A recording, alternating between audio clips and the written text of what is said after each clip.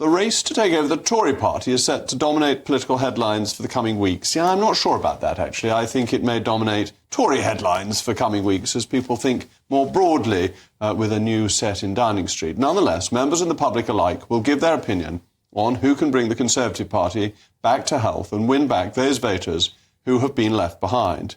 Today's People's Polling, conducted for GBNews, the People's Channel, of Tory leader preferences from 2019 Conservative voters who moved elsewhere in 2024, have some interesting results. Leading by a huge margin is somebody you may have heard of, one Mr Nigel Farage on 25%, followed by Boris Johnson on 11%, Suella Braverman on 8%, and tied at 4th and 5th place on 4%, Kemi Badenoch and, interestingly, David Cameron. Ex-Tories who left for Reform say by far they want Nigel Farage, and then in a distant second, Boris Johnson. Ex-Tories who left by Labour say they want Boris Johnson or David Cameron tied first, and then Nigel. Now, I've not been unsympathetic to a Farage-Johnson ticket to lead the right, so do these new data make this a potentially winning opinion? I'm joined now by former Conservative MP Michael Brown, as well as my panel, Labour activist Susie Stride and Daily Telegraph columnist Madeline Grant. Michael, thank you for coming in. Do you think that this poll is useful or that it's too backward-looking? No, I think it's a waste of time. The first candidate you mentioned, Nigel Farage, is not going to be standing in this leadership election or any time soon. I don't think he will ever join the Conservative Party. He regards it, as I'm afraid I do, as a complete freak show. The next Conservative Prime Minister, if there ever is one, on the basis of 1997, is not yet even in the House of Commons. Just as when I entered the House of Commons in 1979, the next Labour Prime Minister, 18 years later, was not in the House of Commons when I got elected. And on the basis of 1997, we've got 4 leaders to go through before we ever get to a contender for the Tory premiership. So you discount him. Boris is not a member of Parliament, so he can't stand.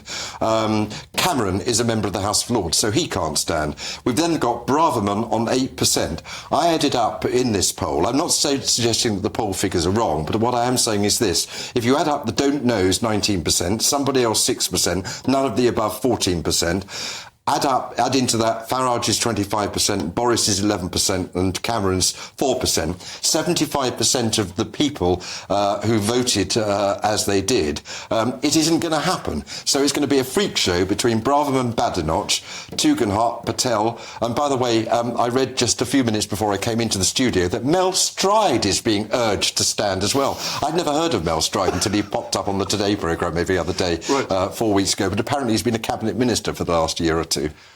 So what you're basically saying is that this is a waste of time and energy, and that the Conservative Party needs to calm down, because actually who takes over at this point? I have a terrible confession to make. I don't think, I'm 73, I don't think that I will live to see another Conservative government, even if I live, and I'm spared by the good Lord to live to 83 or 93. On the basis of last time round, we waited 13 years, so that takes me to 86, and I probably won't be here because I drink too much and smoke too much. So I think it's a complete waste of time. And why would Nigel Farage, who I know reasonably well, I supported the Brexit Party to get rid of Theresa May, and I have to confess that I did not vote for the Conservative candidate in Westminster. Only 2,000 of us voted for Reform here.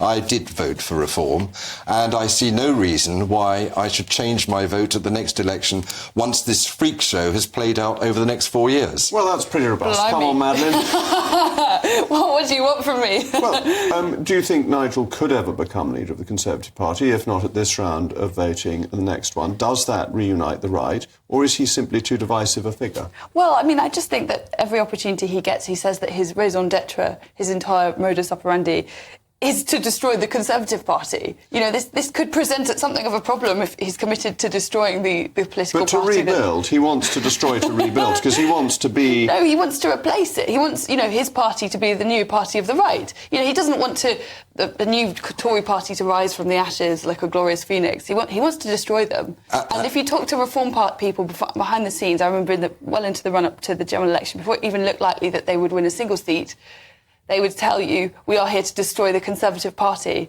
How do you unite a party with someone with a You know, it's like it's a cuckoo in the nest. You know, how could you possibly? Yeah, I absolutely agree with Madeleine. I can see no circumstances, certainly not in this forthcoming Parliament, where Nigel Farage has anything to gain by throwing in his lot with a party that is still yet further to fall apart. So, Susie, you're grinning from ear to ear because you're the cat who's got the cream, haven't you? You're going to be in office forever. Yeah, I mean, it's an interesting question. Like, you're asking me who do I think should be the leader? I mean, I want the person that's least likely to win over the British public, if I'm honest with you. Well, I'd say all I'm going to be honest, all but of it's the interesting. candidates you've read out of these candidates, I've met James Cleverly, and he came across just as this has been his foreign secretary. He's a really nice guy.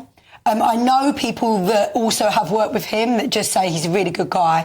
So when I look at this list, I think actually the person that possibly has the most integrity there, that's got because I'm really big on integrity and conviction.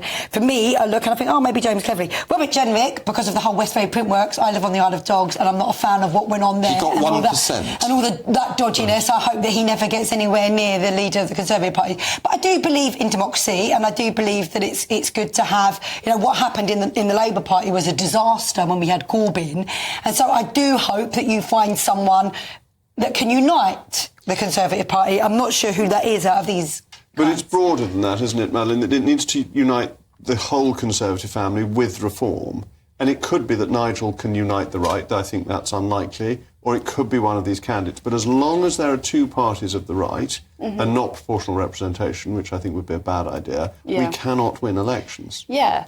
But the trouble is that if the Conservative Party becomes the kind of Reform Party only, they may well recoup some of the seats that they lost, but will that be enough to get any kind of majority under first past the post? You know, there are all these seats. For example, my parents live near Stratford-upon-Avon. My mother and I used to make jokes about what would the Conservative candidate have to do to lose in Stratford-upon-Avon. You know, it would be things like be caught on camera happy slapping the Queen, you know. And, of course, it's now a Lib Dem seat. You need someone that can win in market towns, who can win in rectories, who can also win. And by the way, we make the mistake of thinking that Nigel's vote only came from Tories like me. He also polled very heavily in the northern old-fashioned red wall that the Conservative Party totally threw in the wastepaper bin. Yeah. And he won't want to sacrifice. He's gunning for the Labour Party, by the way, as well, especially in the areas that I used to represent. The Labour Party is gunning for him, but the reality is that he's broadly of the right, and that people who vote for him would otherwise be more likely to vote Conservative. Don't be deceived that Nigel does mean what he says, and Nigel, in my view, is the most consequential politician without ever being near the House of Commons of the 21st century. Now he's in the House of Commons.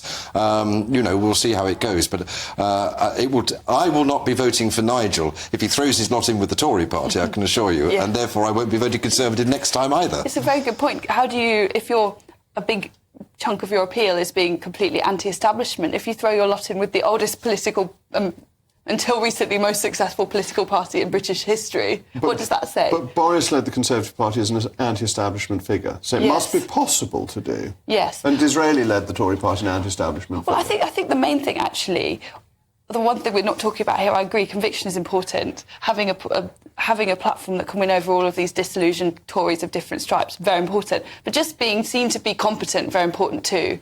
People are fed up with things not working and, basic functions of the state not working. And often that fits into a sense, for example, immigration, I think, is a vitally important issue that the Tories need to get a grip on. But that does feed into the sense of incompetence, because if it puts pressure on housing, if it puts pressure on the NHS, I do just wonder whether there's a bigger picture here that you guys need to find who you are as a party. Like, where have you come from? What are you about? What is the vision? Because these little things, whether it's immigration or that's not the vision. What's the vision that you guys have of the future of this country? Because I think that's, it can't come from these people. Jacob, does that make sense? I can't give you any more time, but thank you very much. We need to show what our values are. Thank you to my panel.